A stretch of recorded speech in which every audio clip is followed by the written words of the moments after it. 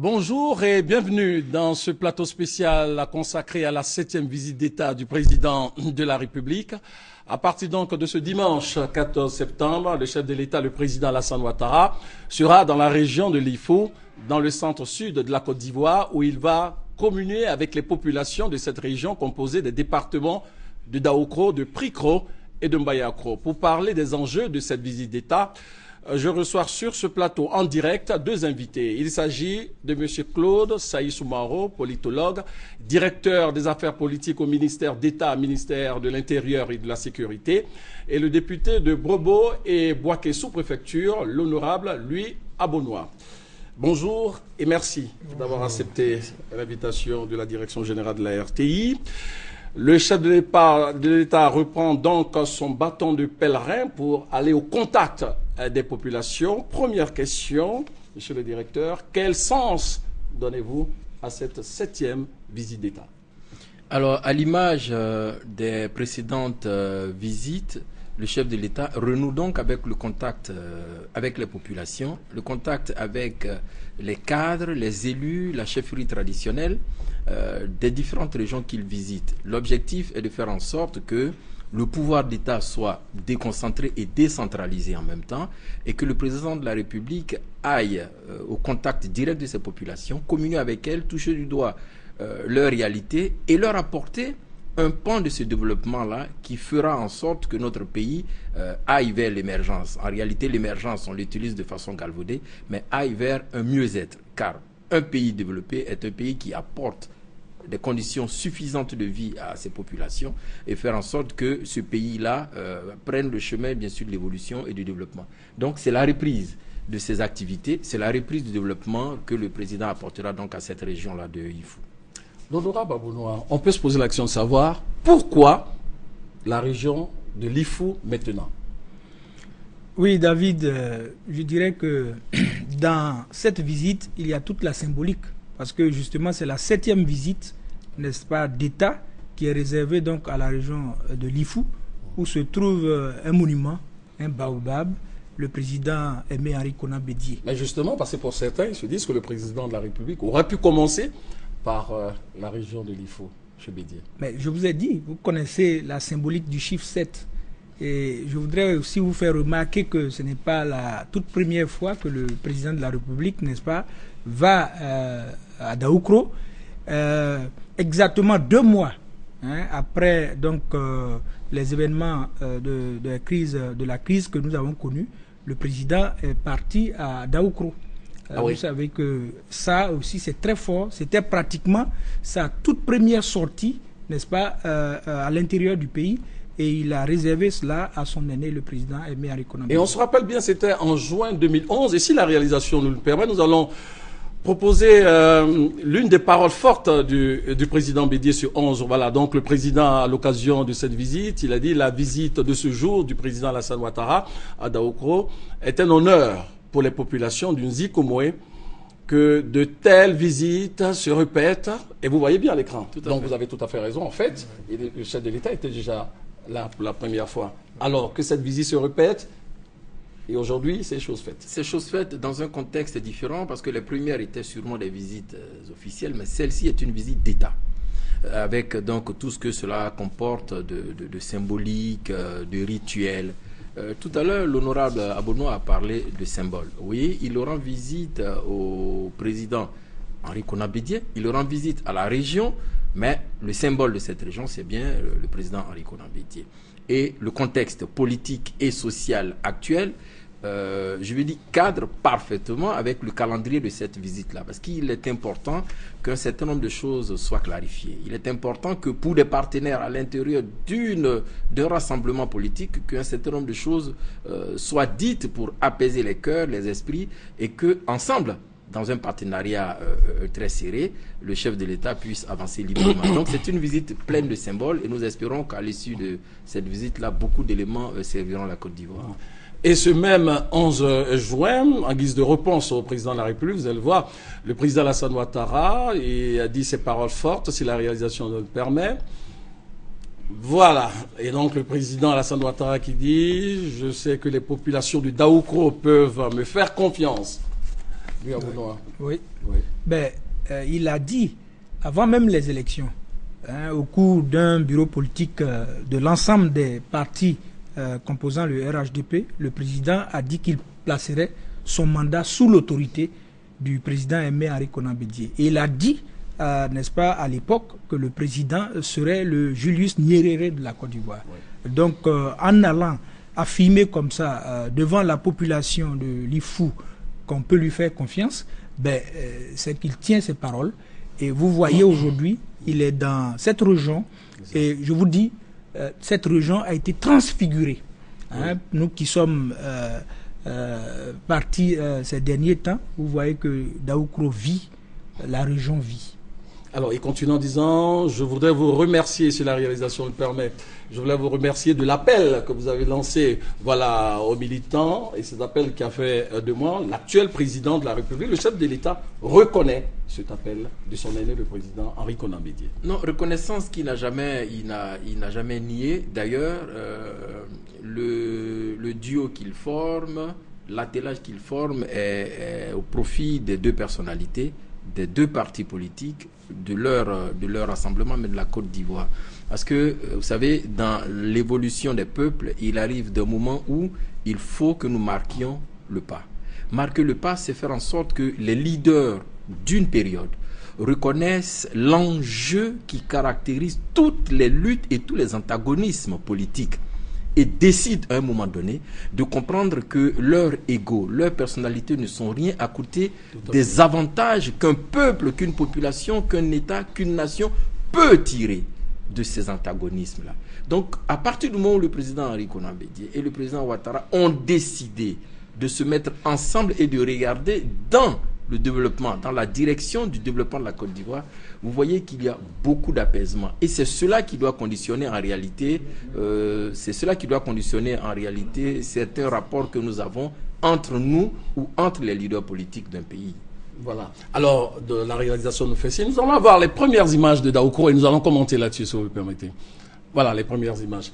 Alors, donc, aujourd'hui dimanche, le chef de l'État commence donc cette visite d'État. Alors, on va encore revenir sur les enjeux. Oui. Voilà. Merci.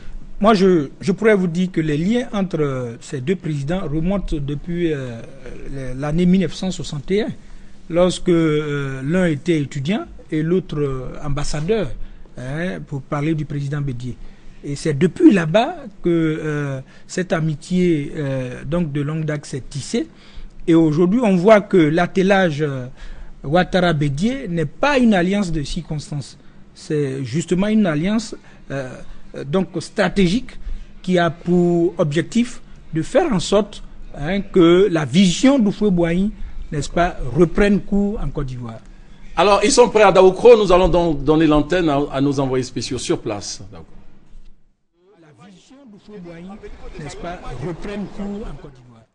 Alors, ils sont prêts à Daoukro. Nous allons donner l'antenne à nos envoyés spéciaux.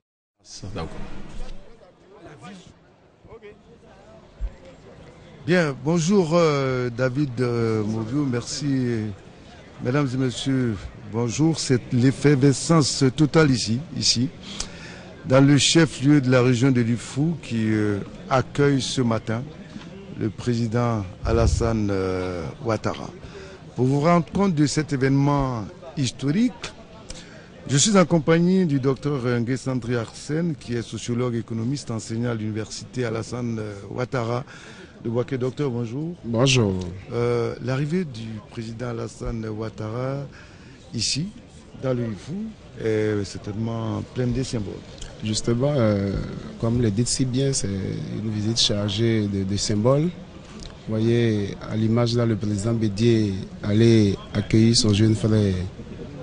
Le président Alassane qui vient d'arriver. Allez-y, docteur. Oui, justement, le président Henri Konan Bédié qui va accueillir son jeune frère.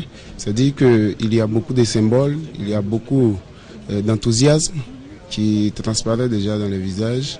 Et j'avoue que toute la ville de Daoukro est impatiente de voir le cortège, de fusionner avec le président. Très bien. Le président est donc arrivé. Son arrivée était prévue à 11h. Eh bien, il est 11h. Le président de la République vient de fouler le sol de Daoukro, comme il se plaît lui-même à le dire. Je vais rendre visite à mon cadet, à mon aîné plutôt. Et il est heureux d'être aujourd'hui à Daoukro. C'est vrai qu'au-delà de toutes les considérations de développement régional, la rencontre de Alassane Ouattara et de Arikona Bédié est une rencontre fortement intéressante. Les deux hommes, on le sait, les deux personnalités, on le sait, sont les deux poids lourds de notre vie politique, n'est-ce pas, docteur? Justement, vous le dites bien, vous le dites si bien d'ailleurs. Il faut reconnaître que le président Arikona Bédié est l'un des poids forts de la coalition politique qui a porté le président Ouattara au pouvoir. Et le président Ouattara, lui, est très reconnaissant. Il a plusieurs fois témoigné. Et au-delà de ça, le président Arikona Bédié, en tant que père spirituel de la région de l'Ifou, avait lancé un mot d'ordre qui avait mobilisé tout le vœu baoulé autour du président Alassane Ouattara. Et donc c'est dit qu'au-delà de l'alliance politique, il y a un type de relation particulier qui les lie, parce que chaque fois qu'il se retrouve, il dit je suis avec mon grand frère, je viens le consulter. J'ai envie de dire c'est même une exception ivoirienne. Très bien. Alors, il faut tout simplement signaler, mesdames et messieurs, que le président Alassane passera 4 jours ici, dans la région de l'Ifou. Il se rendra en Bayakro, il se rendra à Priko cet après-midi surtout, et puis il visitera Bayakro et il sera à Daoukro le 17 septembre pour mettre fin à cette visite historique. Son arrivée était donc prévue à 11h15. Eh bien, il est même arrivé avant.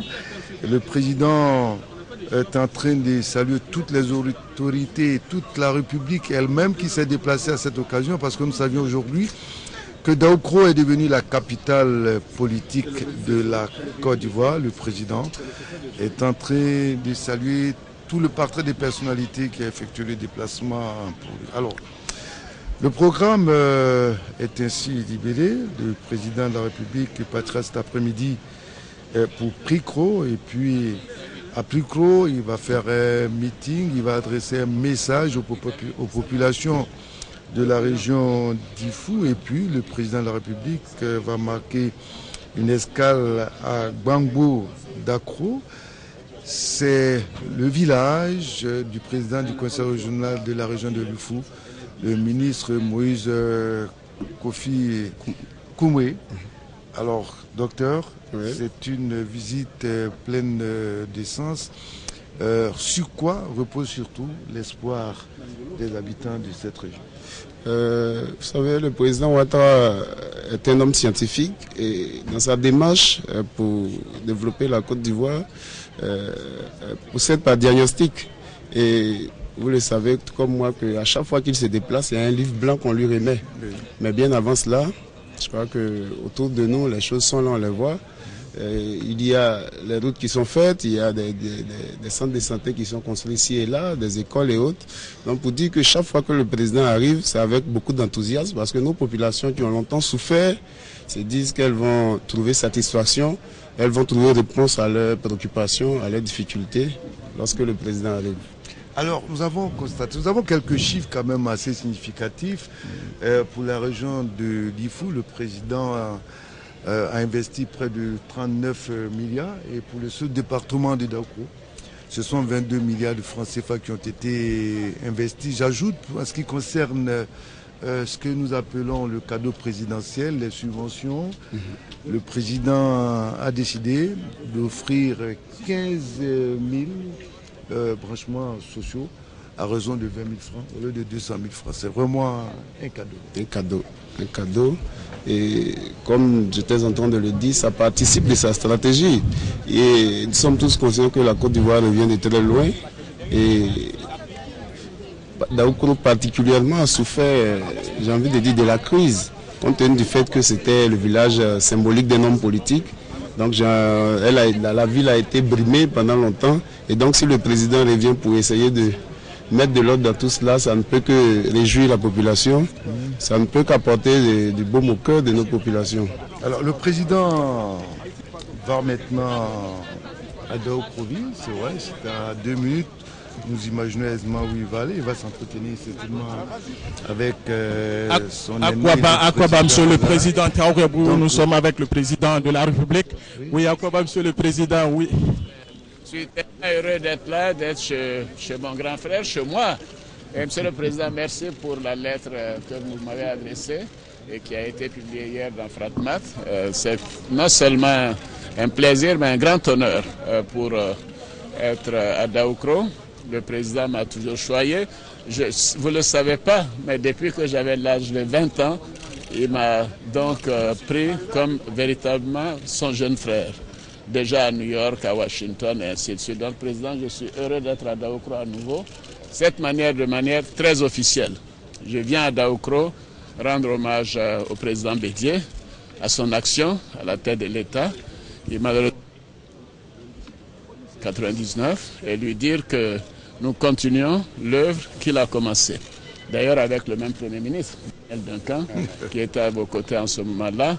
Et nous allons de l'avant. Nous sommes venus lui faire le point à Daoukro de nos ambitions, de nos réalisations, lui dire que le chemin tracé par le président Houphouët et lui-même, c'est le chemin, c'est la voie, c'est notre voie.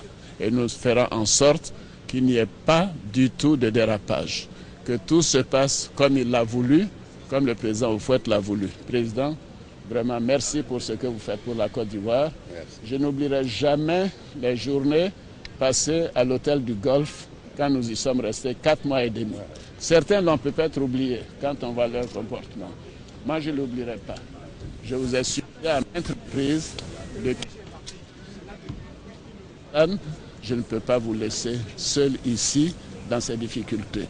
C'est grâce à vous, grâce à votre soutien, grâce à votre sens de l'honneur, situation que nous vivons aujourd'hui. Donc, merci encore. Merci au nom de Dominique et à mon nom propre. Je voudrais saluer Mme Henriette Bédié, ma grande sœur, qui a également toujours été à nos côtés. Merci de nous accueillir personnellement et nous sommes particulièrement heureux d'être à Daoukro, à titre officiel bien évidemment, mais surtout pour venir saluer notre aîné, nos aînés et dire toute l'admiration que nous avons pour vous deux. Merci, Monsieur le Président. Merci. Alors, merci donc Alvor Assa. Les propos du président sont assez clairs. Il est venu saluer son frère aîné. Il nous a rappelé que depuis qu'il avait 20 ans, il a été choyé par le président Henri Konan Bédié. Et puis c'est vrai que parfois on l'a oublié, cette période assez difficile au Golfe. Le président a tenu à le rappeler. Allô, Traoré Abou? Oui, nous voudrons profiter pour échanger très rapidement avec le président Bédié. Il va juste un mot rapidement. Oui. Allez-y parce que c'est assez... Chez vous ici à Daoukro, vos impressions? C'est un grand honneur pour Mme Bédié et moi-même, pour toute la population de l'IFU, d'accueillir le président Alassane Ouattara. Nous lui sommes très reconnaissants d'avoir inclus notre région parmi les régions à visiter. Elles seront d'ailleurs toutes visitées. Et nous le remercions des travaux très importants qui ont été réalisés ici, dans le IFU, pour le bien-être des populations. Merci, Excellence. Alors, Traoré Abou, vous avez l'antenne. Traoré Abou, vous avez l'antenne. Merci donc à Alvor Assa, le président de la République, et son aîné Henri Konan Bédié vont donc vers Daoukro-Ville. C'est un accueil chaleureux, vous avez vu. Vous avez constaté les fruits qui prévalaient au cours donc, de cet accueil. Docteur, oui. Le président est arrivé, donc chose promise, chose due. Il va rester jusqu'au 17 septembre. C'est déjà un signal assez fort, cet accueil ici. Ouais, moi je crois qu'on ne peut qu'être submergé d'émotions à entendre le président Ouattara parler et à sa suite le président Bédié également, pour dire que sans être forcément nostalgique, nous retrouvons un peu... comme le président Ouattara l'a si bien dit, la force du président Houphouët-Boigny qui renaît, et ces deux fils, ces deux héritiers s'étant mis ensemble, vont aider le pays, vont aider la Côte d'Ivoire à aller de l'avant. Alors, le président de la République, David Mobiu, va entamer véritablement cet après-midi sa visite d'État, la 7e